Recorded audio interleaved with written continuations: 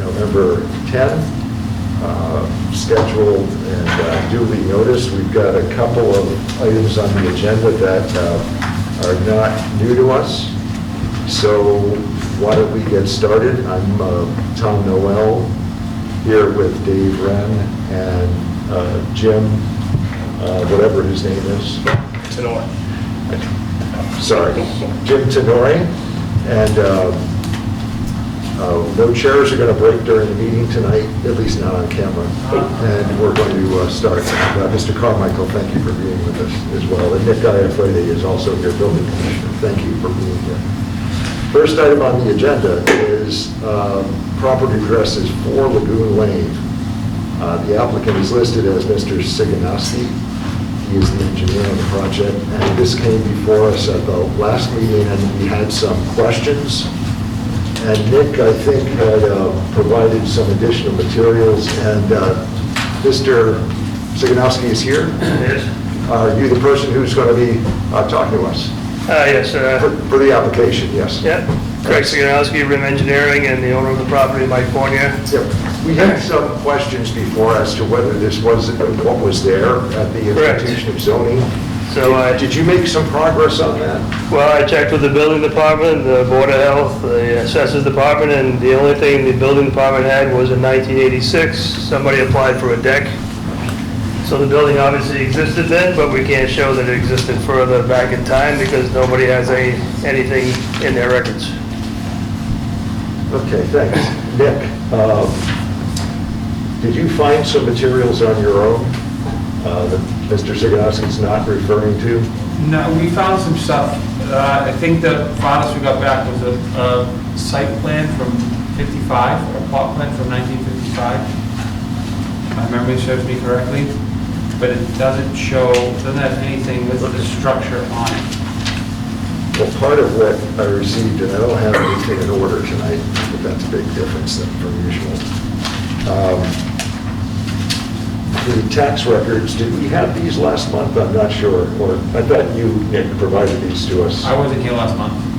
I thought you emailed these after the meeting. Me and Brian were both back and forth the assessor, so it could have come from one of the two of us. So there are some tax records here, and I agree that it shows some construction in the 80s, did you say? Correct. But it's not complete as to what was there before, but in the 80s it sure indicated that there was a structure. There's also, though, sorry for not knowing where this came from. I thought Nick had actually dug this up. June 24, 91 letter from the town of North. I think it was from the building commissioner at the time. Yes. Stating that was he used the word grandfather lot. Yeah, go ahead. Did you find this? I did. That was something I had sent over. Okay, thank you. I don't know if Mr. Siganowski has seen this. It's a June 24, 1991 letter from Raymond Hebert, Jr., Building Inspector, regarding 4 Lagoon Lane. Letters to verify the above-mentioned property is a grandfathered lot in the town of Norton. Grandfathered lot is described as one that was established prior to 1974 and having at least 5,000 square feet. If there are any further questions, please contact the office.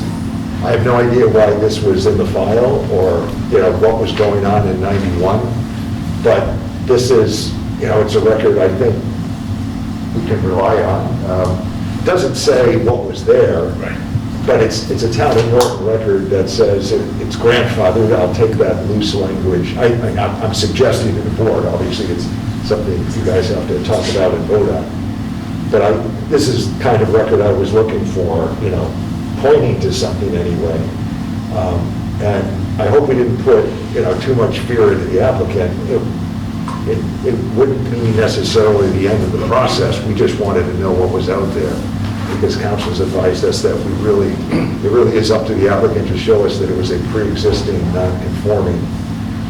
And again, the lot was laid out, doesn't tell us that a house was there, but I'm going to suggest that the board go with the letter from June 24, 1991, which is from the building inspector and says it was grandfathered. And I suggest that establishes unless you feel otherwise, that, we can accept it as a pre-existing non-conforming. I would agree. And again, wasn't trying to put, fear in the applicant that, they weren't going to be able to show anything.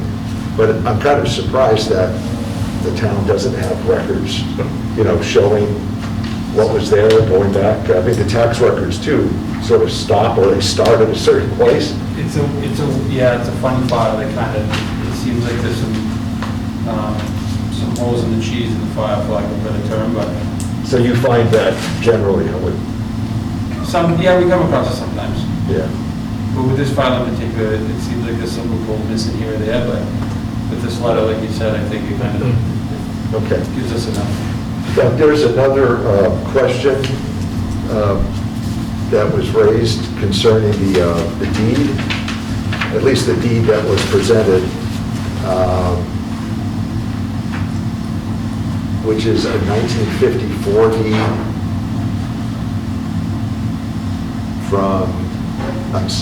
to Peter Trulson and Angie Trulson. I see the underline now. I hadn't caught that before, Brian, that it was underlined to point it out to us. Did the applicant show us this last month? The deed, no. Okay. This says, I'll certainly give you a copy here. The above lot are lots subject to the following restrictions. One of them says, it's number C, lot, thanks, Dick. C, right down about 2/3 of the way down the page. There shall be no building constructed or erected on the property other than one-family dwellings and private garages and boathouse for private use only, which must conform with dwelling. Anyway, that's a restriction. Well, Can you educate us on? Well, if you I've done research on projects throughout the Grove for the past 30 years, and Fred and Ethel Croker owned all the land. They sold off the lots, and they had these restrictions in every deed that was sold. Really? And as time goes on, these restrictions are not shown in the deed. So your deed doesn't show that restriction? It's not, no. And you don't know when that dropped out? Honestly, the Croker's, one of their restrictions was that the lots would not be sold to anybody of the Caucasian race. Yeah, I saw that. So these restrictions have not been held through history. There's law that says that's, Correct. enforceable. But every deed I've seen, if you chase them back to when the Crokers first was selling to anybody, Interesting. all these restrictions are in every deed. Brian, Mr. Carmichael, do you have more to add on this question?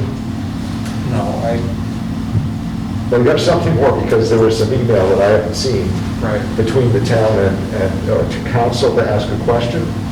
Council didn't answer the question. But can you tell us what the question was that Paul came up with? Paul had asked if this was still able to be taken into effect, but the research that it expires after 30 years or so. So there's, I guess to clarify, there's a, and I'm not sure what number it is, but there's a Mass General Law that Paul Giuseppe found. I don't have it in front of me, but there's an article on it that says after 30 years, the restrictive covenants become non-enforceable on certain circumstances. Most circumstances is what he wrote verbatim in his email. And he had asked town council to weigh in on that. We haven't heard back from her. But that deed is in 1954, so 30 years from then would have been 84, which would have been, Yeah. and 84 was non-enforceable. But what is that you're referring to, an article of a bylaw? No, Do you have it? Mass General Law. Oh. I don't have what article of Mass General Law it is. This is Paul's email that he wrote to Amy that Amy hasn't got back to us on yet. Okay. So we don't know the law, either the statute. I don't know what now. I did send you through email just now the website that Paul's looking up for the article. Okay.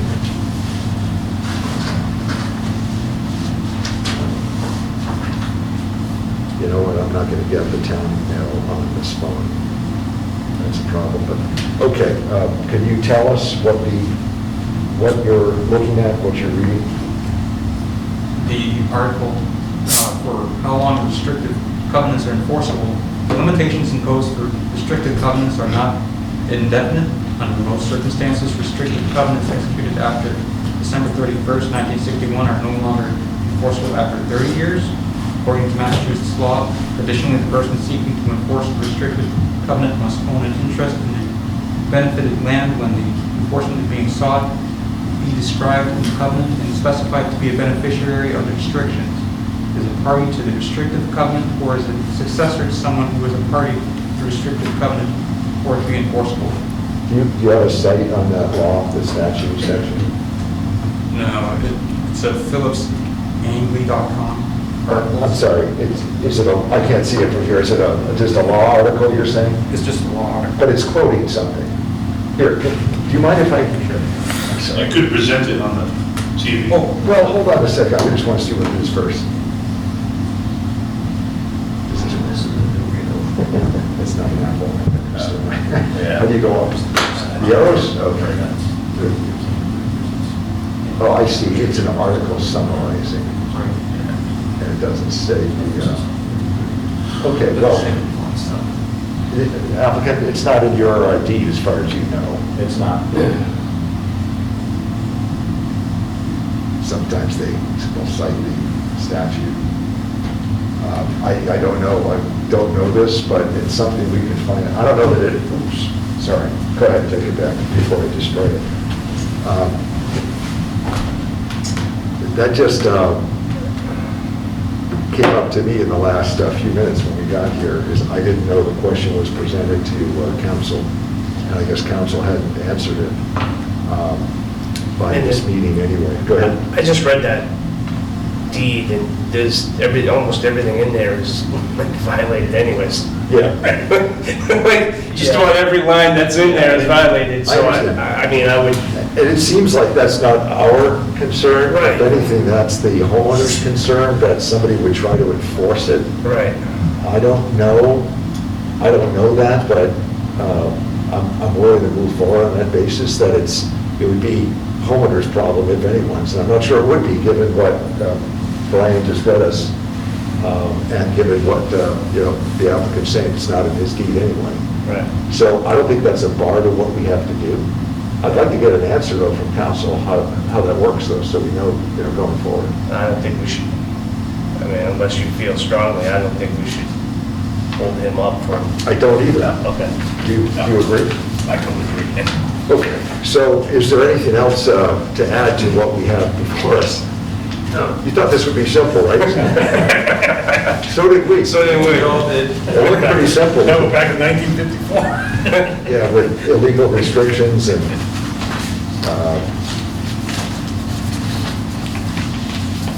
okay, so looking at the plan of record.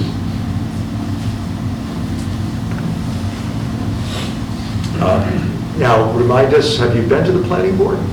Yes, we went to the planning board, they approved us, subject to your approval. Okay, so you're all set then? All right. Correct, And this is to convert to a duplex. correct.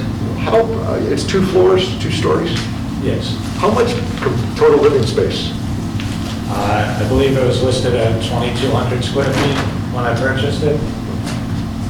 That's why we had to go for a duplex rather than a in-law, because we exceed the minimum of the maximum 720 square feet for the second unit.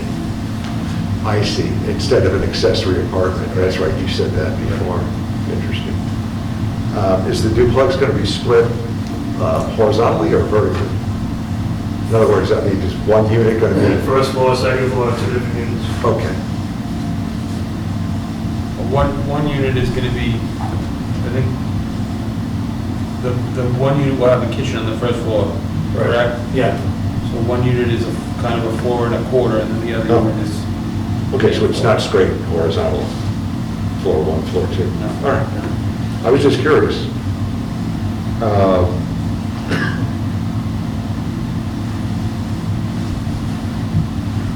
And you're not changing the footprint at all, the building footprint? This is for basically a finding under 1.5E that would make it substantially more non-conforming. What did we have? Did we have anything to look at regarding parking? I think you had said. Parking was approved by the planning board as far as what we're required to have. Okay, so we're all set there as well. Let me ask if there's anybody else in attendance either to speak in favor of the application or in opposition to it. For the record, I don't see anybody here, and it doesn't look like there's anybody else online. So it's open for discussion among the board. Any issues, any further questions? I don't have any. Dave? No, I really don't. Okay. No. Then is there I don't have anything further to add either. I mean, these are strange questions, two strange questions to get one, that's apparently simple application, but never simple in Norton. Is there a motion for approval, finding under 1.5E that the conversion to a duplex as shown on the plan of record, the date of record here, which I'll put in the decision, would not render this parcel substantially more detrimental to the surrounding area in terms of light, noise, and the other factors in 1.5E than the existing non-conforming use. I will make that motion. I'll second. Okay, is there any further discussion on that motion? No. Mr. Wren, how do you vote? Oh, yes. And Mr. Tenori? Yes. And Mr. Noel votes yes as well.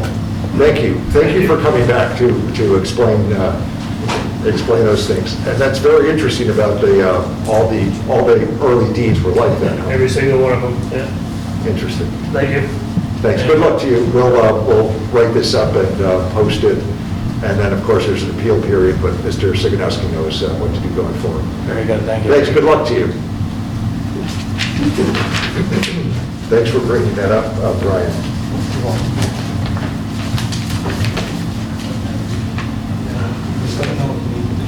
Screen share, a couple articles. I want the email that Paul had sent out. I already knew that. So I can see it. Let's see if I got it too. I might have it. It might have gone to junk or something. I didn't know if I issued just one further. Okay, next item on the agenda is a remand application. The property address is 34 Elm Street. The owner is Mohammed Fareed. Mr. Fareed, you are here. And this has been before us recently and a couple of years ago as well, as you know. This is a remand from the Superior Court. There was a denial, I think it was 2 years ago in September, of an application, similar but not the same as this, to construct a garage, an accessory use. And Mr. Fareed is before us, I don't think for variance relief, but also for a finding under 1.5E. I don't think it impacts any sidelines because it's more than 10 feet from the property line. So this technically is before us again on a 1.5E, whether this is substantially more detrimental. The issue was before the Superior Court, and I'm not privy to all that went on there, but there was an agreement to settle it by agreement, and the court approved about a month ago to remand it to the board for consideration of, let me ask Mr. Fareed, are you asking us to consider the application that was submitted in July, or are you presenting a new plan? I may speak. And could you just, for the record, identify yourself? Yes, Edward Levine, I'm the contractor. Yes, Mr. Levine, go right ahead. This is like our 10th time in front of the board, so I'm ready to invite you all guys for Thanksgiving. All right. I feel like we're family now. His attorney is actually here, so if you have any questions what happened in court, yeah, he's here. Okay. So what's changed since it was denied originally? The new plan dramatically lowers the height from 31 feet to about 18 feet. And we had one objection from an adjacent neighbor, and to my knowledge, there was no objection under the new plan. When we were here before, I don't know about tonight, but he's had other neighbors speak in favor. And they actually took a ride around the neighborhood and just saw accessory buildings all over the place, some bigger than the primary residence. I know that was an issue. I know Norton used to be farmland and people had barns bigger than the houses. That wasn't an uncommon thing. It's not something that we feel would be detrimental to the neighborhood. So we ask for your approval tonight. Just for the record, the remand order from the court says within 20 days, plaintiff shall file revised application and plan. I'm not holding you to that specifically, but I'd like you to say, is it the plan that you submitted in July that is the remand application? Yes, the If small I one. may. Yeah, go ahead. Can you identify yourself? Do you want me to stand or? You can stand, but just I right apologize, there first is time fine. here. That's okay. Sure. My name's John Danahy. I represent Mr. Fareed. You were the litigation counsel. Yes, so just by way of background. Yeah. 3 years ago, he was before this board, actually.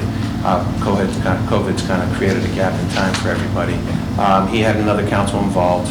A little over a year ago, he had actually approached me to represent him, discussed with town council about the situation, talked to Mr. Fareed and said, listen, why don't we take a look at the plan? Let's take a look at what's being proposed. Let's see if we can kind of downsize this, because, you know, there's some complaints here. Talked to town council, because of COVID and the court system, everything being slowed down, just like probably your agenda. We were able to file a motion. I filed a motion after talking to town council. Town council said that they were would be agreeable to remand this. So we actually did file a new application pursuant to the order. However, what the application is the application, it's the same one that he filed, I guess, in July. Unfortunately, Mr. Fareed had thought he could file it before I actually got the order from the court. Once I got the order from the court, Right. you have to adhere to the order, and that's why he did refile it again, I believe, back in September or October, late September, whatever it was when the order came in. Yeah. Do we have it? That was in our folder, our box. That's why I was So asking. it was sent. Because It should be. the order says Yeah. refile, and I was just asking. I wasn't going to. Technically, that's why I could see it, because you might not have it. You should have it, because that's what they refiled. That's what was noticed for tonight. Okay. And so, but for But your it's the purposes... same as the July. It's the same as the July. So if you have the July renderings or survey or scan, plot plan, that's exactly what it is. We do. And I think, as Mr. Levine had said, it's different. They've reduced the square footage. It's a 50 by 60. However, the height is not 35 feet. It's dropped down to, I think, 18.9 feet. It's setback, it's about 12 feet off the sideline. And I'm sorry, I'm going through, I want to make sure you have it in front of you so you can see it. I do. And actually, it looks like the setback is 17 feet off the sideline. That's So what. it's more This than is a what it was plan before. revised through 7/12/21. So we're talking about the right one. Okay. Yeah. It says 17 feet. So it's going to be 17 feet, it's going to be Because more. it doesn't have to jog out the Right. original one, did, so it Right. brings it farther, that's right. For the record, 2 years ago or 3 years ago, whenever that application was first here, there was it was 3,150 feet, 3,150 square feet, I think. This is 3,000 square feet, so there's some reduction. There was an objection from the immediate abutter then. That gentleman is not here tonight, correct? Not objecting at this point, okay? And I don't think we had any objection in the earlier meetings anyway. But for the record, we're reopening this hearing now under the court's remand order, which also says we have X number of days to open the public meeting, but we're doing that here tonight, so we're within 60 days open a remand public hearing. And Yes. That's what we're doing tonight. The reason that this is a 1.5E, just again to go over the history, is because before Mr. Fareed got the property, there was a carriage house that is a separate dwelling unit that's on the property, and that is grandfathered, to use that same term, we had established that a couple of years ago. That's been there for quite a long time. So there are 2 dwelling units, residential units on the property. Carriage House is pictured on the plan to the left here, and that's occupied by a tenant, right? Yes, yes. it is. So it's a non-conforming use for that reason. And also, I'm not sure of the size of the accessory building. I can answer that, Mr. Chair. Yeah. I've got your assessor's card, and I also have a picture of, I'll Go ahead. have it submitted. But it's a 16 by 20 carriage house in the back. Fine. And the house was built 1910. Oh, Although I will say that when I was there a few weeks ago, there's a cemetery, so it seems like maybe the property is much older than that, and maybe whatever was there originally colonial must have burnt because the cemetery headstones are much older. Wow. So it's an older... On the property? On the property, correct. Yeah. interesting. But if you'd like that, I'm happy to provide... As long as you're not building on the cemetery. No, bad luck. I have a good friend in Rehoboth who had in the back of their yard, tombstones from 1700s or something. And there are some rules on that, but as long as you're not building on them, I won't ask. We won't ask.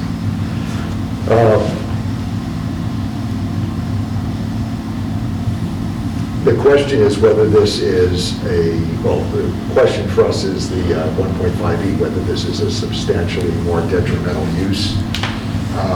And is it an accessory use to a residential structure? Is maybe the first question before us. Mr. Fareed had told us in the past, and I'll assume unless he changes, what I'm recounting now, that he intends to keep, is it 13 vehicles in the structure. They are Classic and antique. classic and antique Cars. show cars. I don't know if I hope that's not an offensive term, but they do run though, correct? But they are not registered in the Commonwealth, or they are registered to? They're under my name, but they're not registered. I'm sorry. They won't be driven. They're insured, but they're not registered. They're not registered for street driving for use? No, they won't be driven. How does one get them there and get them out? You have to- Trailer. You have to tow them? Yeah, truck and trailer, yeah. Okay. And the purpose is not to be advertising and selling or reselling vehicles? There's no commercial, no industrial use, there's no sale, there's no showroom. These are all privately owned by him in his name. So I want to make sure that that's, no, there's not whatsoever. It's all private This is collection. a collection, correct? Yes. You've called it before. Okay. So council has given the opinion that this is not an accessory use to a residential unit, non-conforming or not. Without saying much more than that, I think you might have seen that in the email that was distributed a few weeks ago. That's a decision for us to make, whether this is an accessory use to a residential structure, and then whether under 1.5E it's acceptable. Let me ask if there's anybody else to speak in favor of or in opposition to the application. I'm in favor of it. What's your name, sir? My name is Mohammed Parwaz, and I'm definitely in favor of it because he had been watching it for the last few years, what he's been going through. He has met all the laws and met all the, requirements that the town required. He's been a great resident. You go to his yard, you can see how well he takes care of it. And he has a passion about collecting antique cars, and he's been doing that since the age of 19, I've known him. So that's what he does. He collects cars. Are It's you, his passion. what's your address? My address is West Bridgewater, Mass. Oh, okay. Not in the butter here, not in the butter. Thank you. Is there anybody else, just for the record?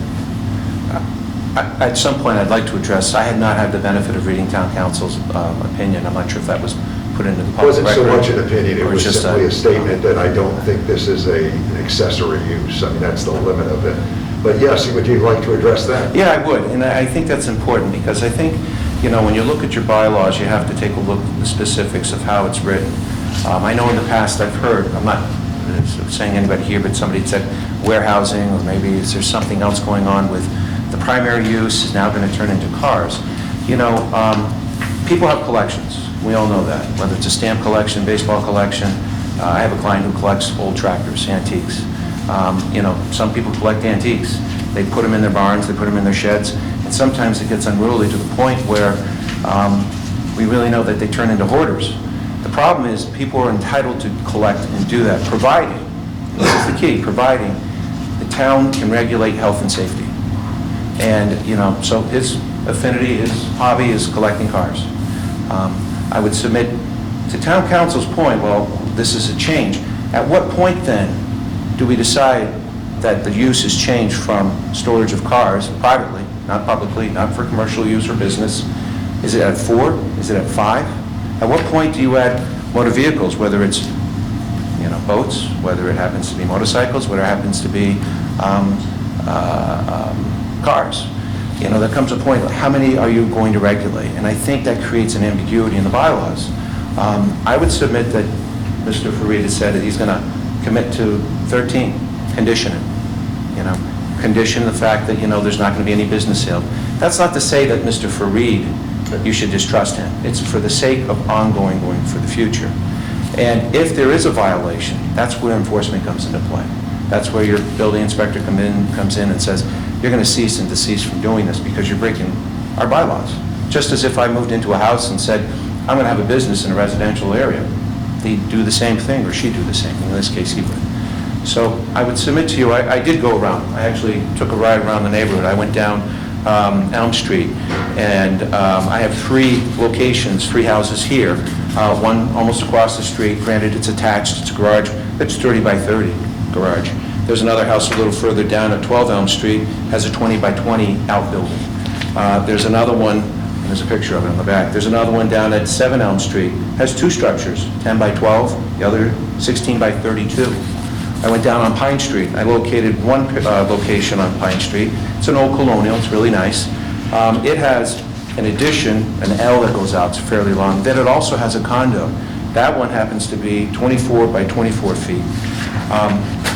On top of that, there's another, I went down Plain Street, okay?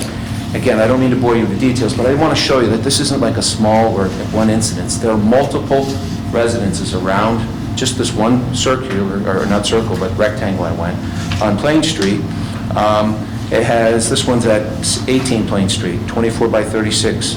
Also has another one at 16 by 35. At 17 Plain Street, has 12 by 20, this location. Another one on Plain Street has a 24 by 36 outbuilding. As I go, that's at 63 Plain Street. At 69 Plain Street, there's a garage almost at the corner of South Washington. It's a 40 by 40 building. And I mention that because the house has a garage. This has 2 garage or doors on it. Has 3 actually. 2 on the side, which I have a picture of my cell phone, which I took from the street. What's the address though? That happens to be 67 Plain Street. Now, I also mention that because... It's on the left if you're going towards the LG, it's on the left. It's exactly. And this one's in the R80, which is even more restrictive than your R60, which is what we're in.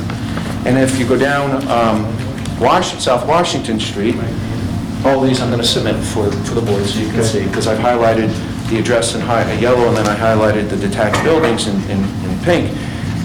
48 South Washington Street has a 30 by 50 structure, and a 6 by 8, probably that's a shed, and then another 10 by 30.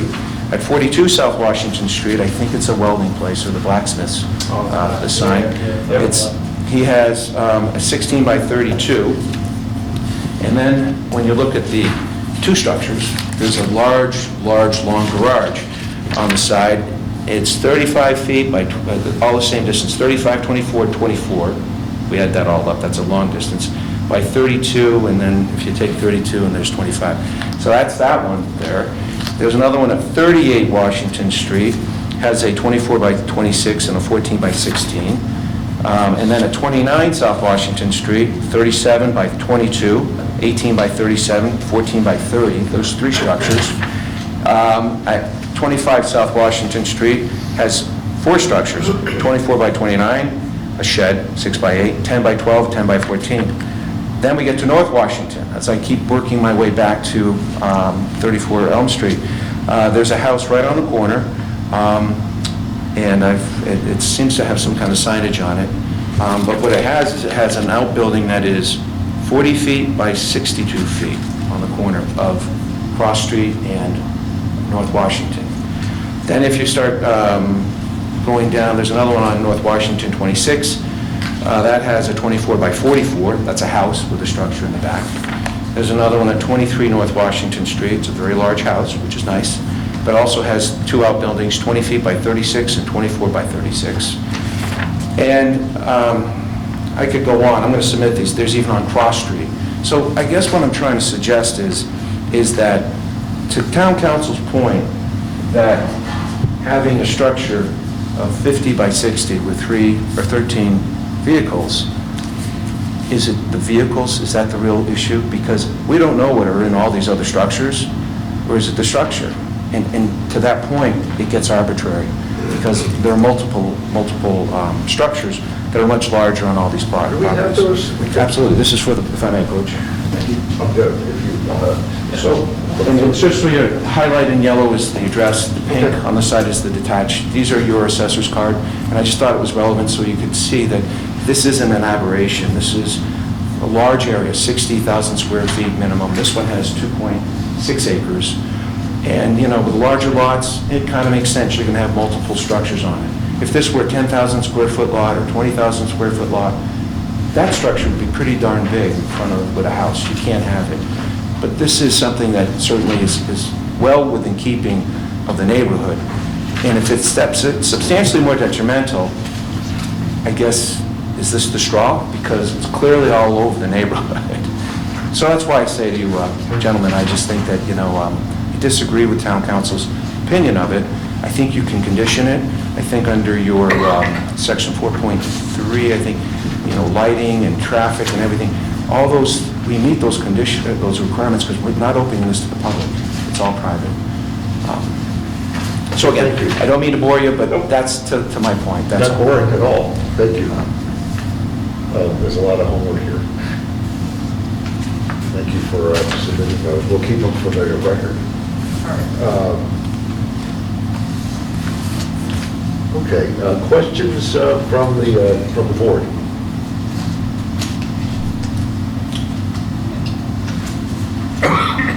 I have a question.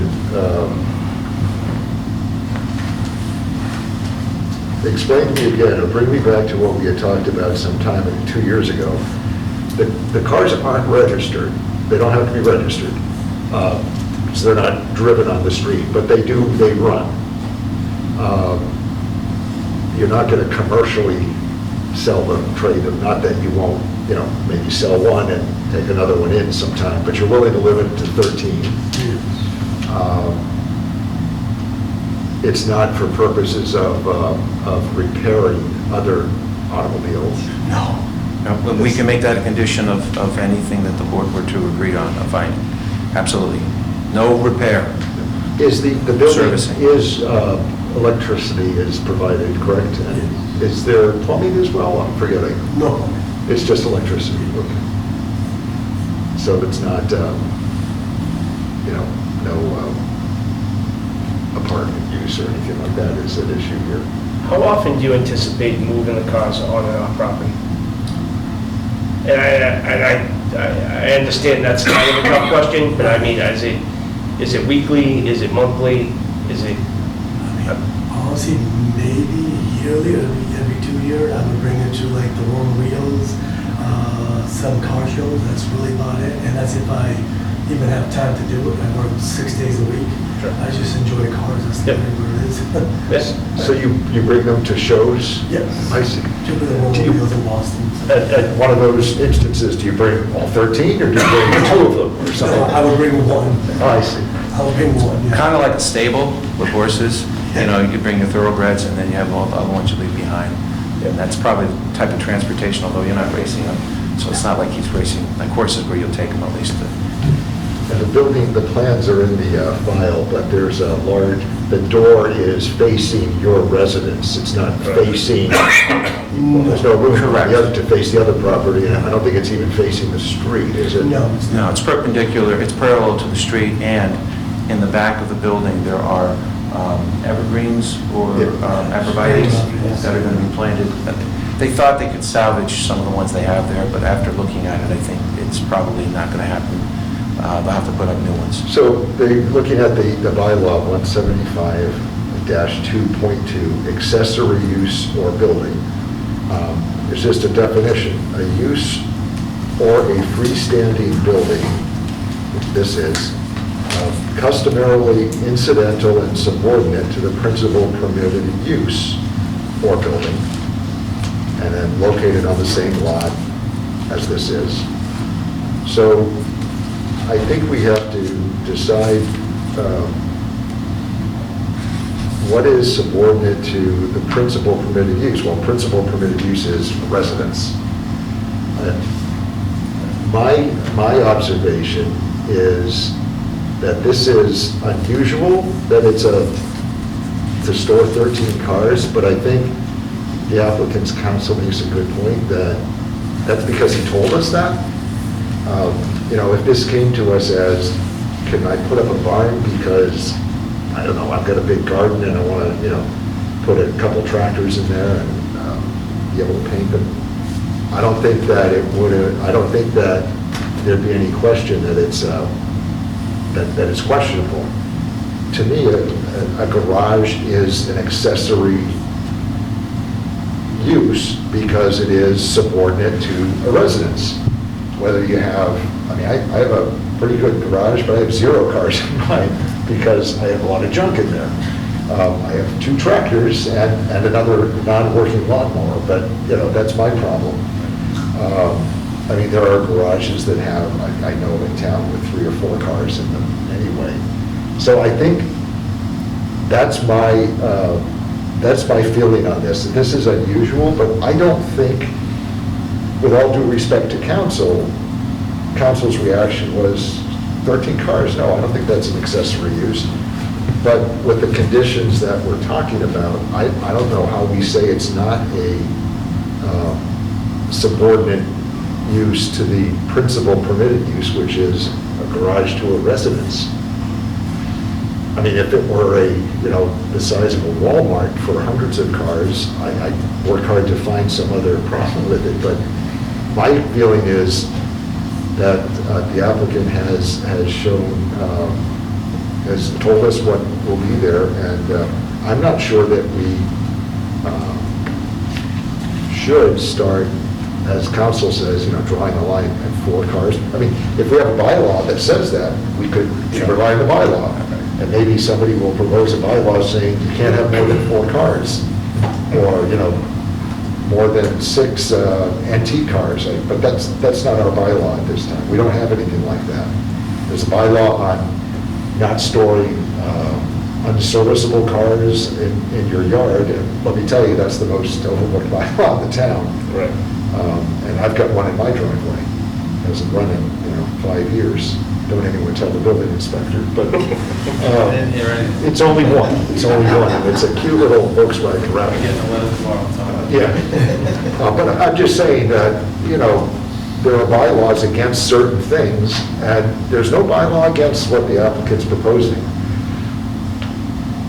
And with the limits that that we frankly worked to get from him in the process, and the process has, he was here 2 years ago. Maybe it was 2 to 3 years ago, I'm not sure. But it was at that time that he said he would agree to a limit of, the number of cars, and to say that they're not, well, I actually don't want to, I'm not sure I want to put a restriction that they're not registered, because what if he wants to register one? I just think that's not really our purview. But I'd like to hear what, the other board members think. I was around with the applicant the first time. I couldn't remember, Yep, thank you. Yep. You know, I felt it was a rather large structure, coupled with the fact your neighbor had an objection, that weighed heavily on me, you know, as I would hope everybody would. You know, if you have your direct neighbor coming in and saying, man, I really don't want that, I would want the board to really take that into consideration. I think with the downsize of the structure that we currently have, his honesty and willing to work with us, and that the fact that the neighbor, you know, we know through this process has been Assured that. notified and, you know, been apprised of everything, and you know, that seems to have been satisfied. I would feel comfortable. I feel comfortable with what we have here. Coupled with the fact that what you had said, you know, with the bylaws, we don't really have a bylaw to restrict, you know. Personally, do I want 13 cars on properties? No, but again, I don't go by personal. The bylaws, you know, we don't have one, so. I feel differently if they were for servicing. I mean, they'll be serviced, but it's not like, you know, I'm not concerned about oil dripping out, flowing out of the garage.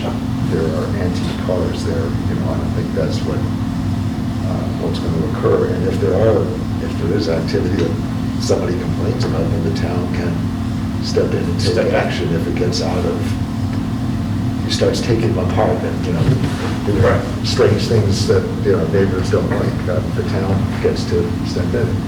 But go ahead, I'm sorry. No, that's fine. No, I mean, I think Jim said it pretty well there, but, you know, my initial concern was similar than his. I thought the initial structure was just a very large structure, coupled with a neighbor feeling uncomfortable with it being that close to the line, and, you know, and I was sympathetic to that.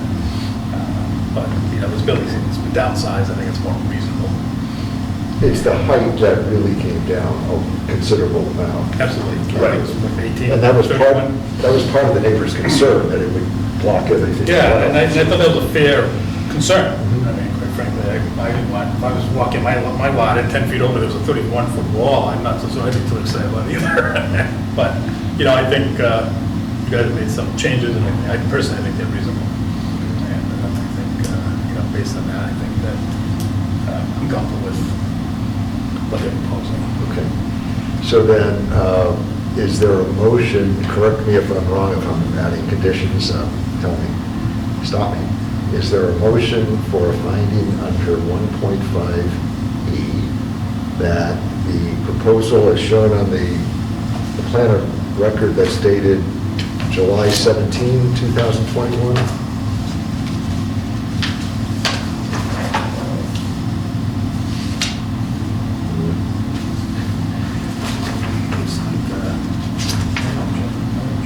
July 12th. July 12th. I'm getting there. No, I got it. You got it. It's close. July 12, 21, it's the August 18 revised through 7/12/21. For an accessory structure as described as being a garage of the height indicated and the dimensions indicated, for the storage of up to 13 antique model cars,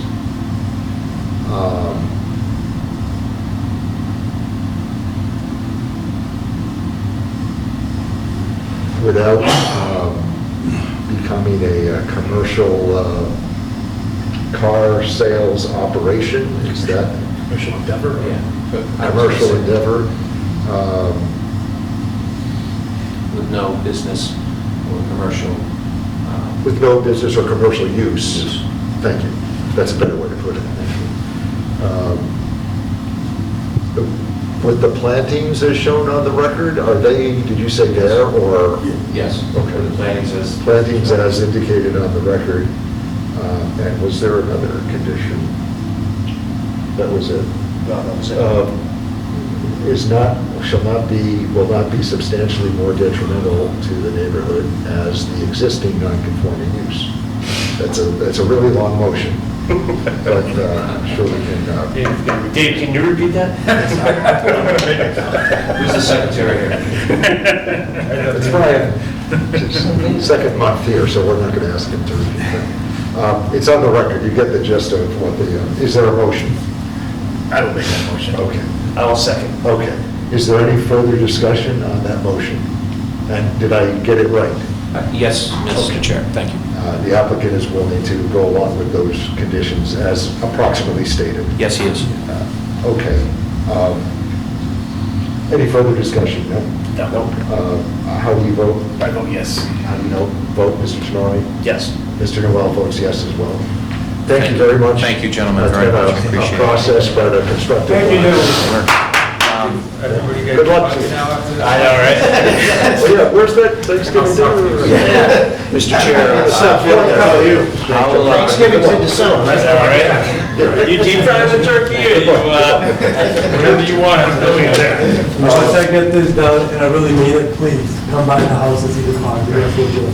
My kids love your house. You know, when we drive by your house, they love it. They're like, Dad, that house is awesome. Stop by. Yeah, they love it. I'm working on my yard from Sunday morning to Sunday night. Now I'm getting a little shorter now, but I'm Yeah, right. working on my yard all Good day. luck. You should really see his car. He bought a car 10 years ago with 2,200 miles on it.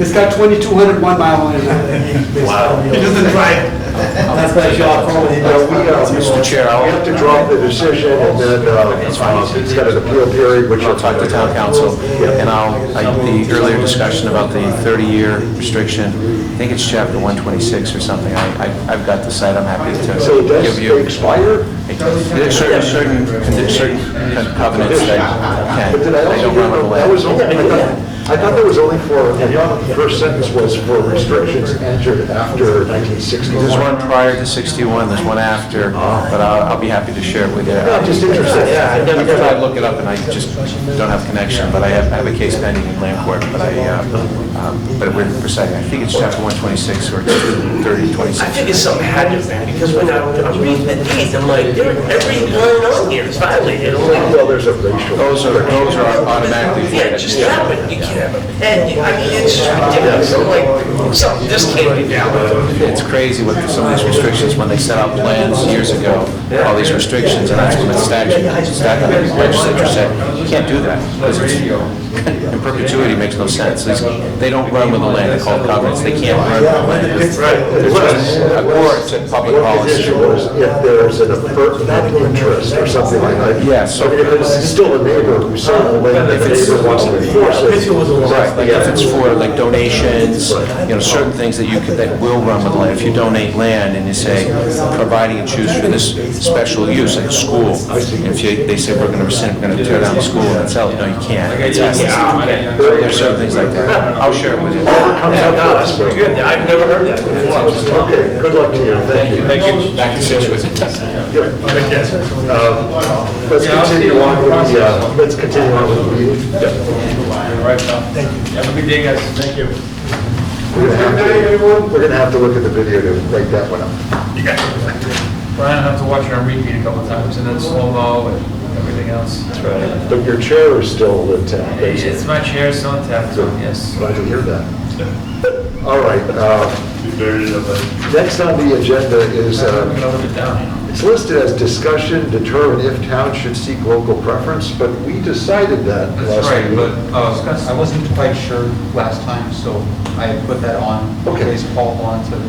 I talked to Paul about it today because he asked me, we were kind of, he wasn't here last time, or tonight, of course, and I wasn't sure, but he asked something about, what do we want done with it? And I said, I don't know that we do anything with it. I think it's to be passed along to you and the Board of Selectmen, I assume. He actually suggested it might be the Selectmen. I thought that's what we had indicated before.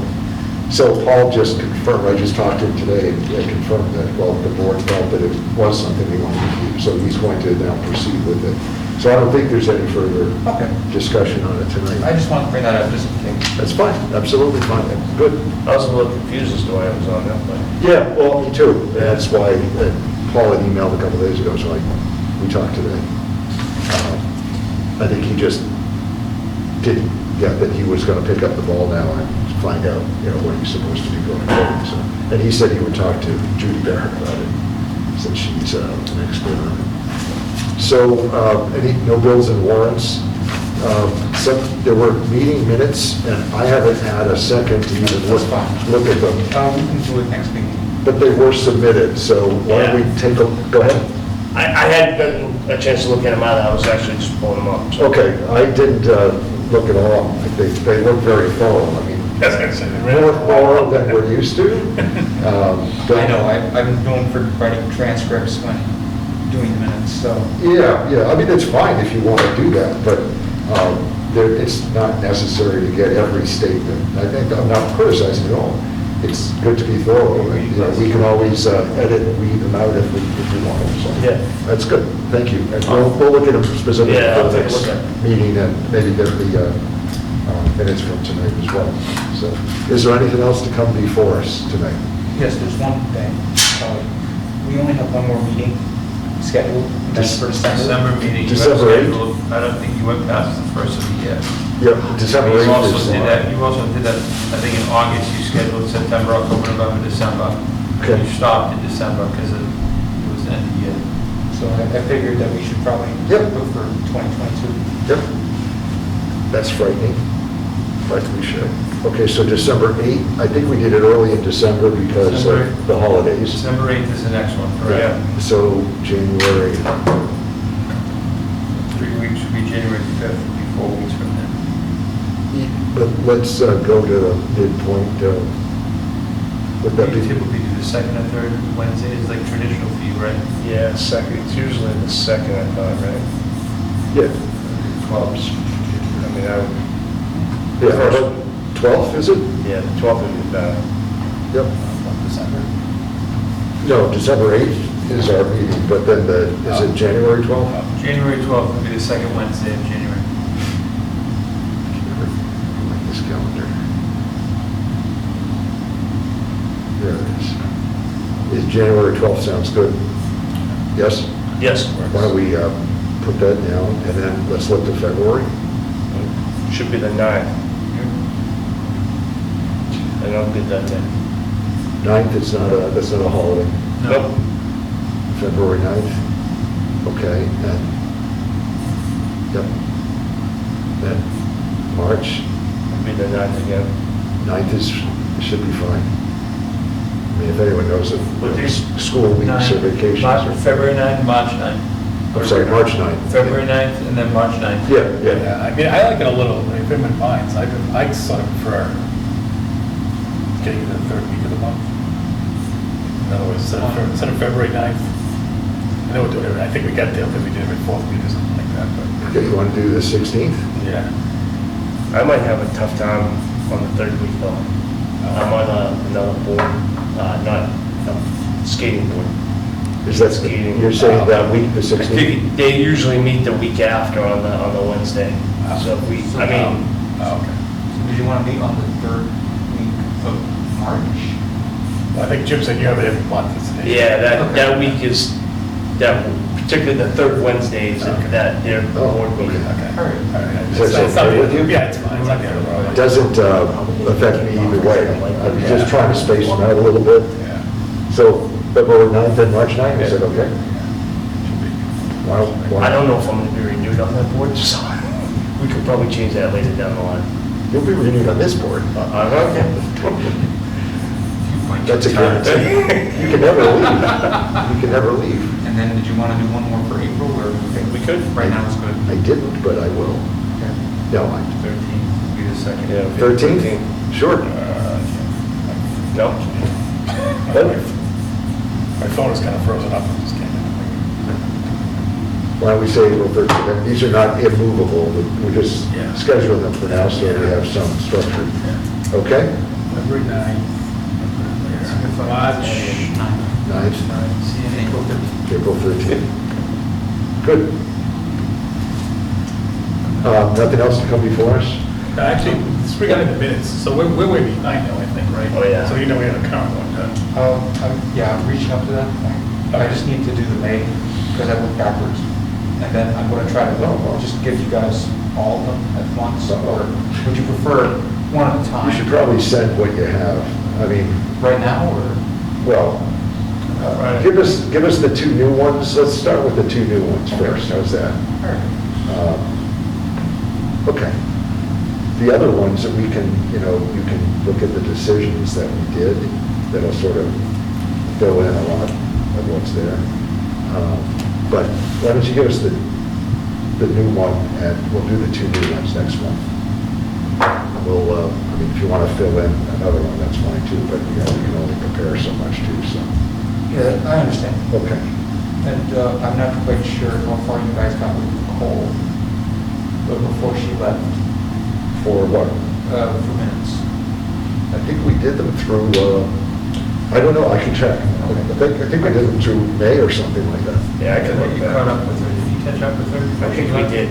Okay. But I have a record of what we finalized. I wasn't quite sure. Yeah, I keep it on my computer at work, so I'll look at that tomorrow. All right. Just remind me. Okay. Anything else for tonight? Not that I have. Thanks very much for your help, and Brian as well. And is there a motion to adjourn at 8:02?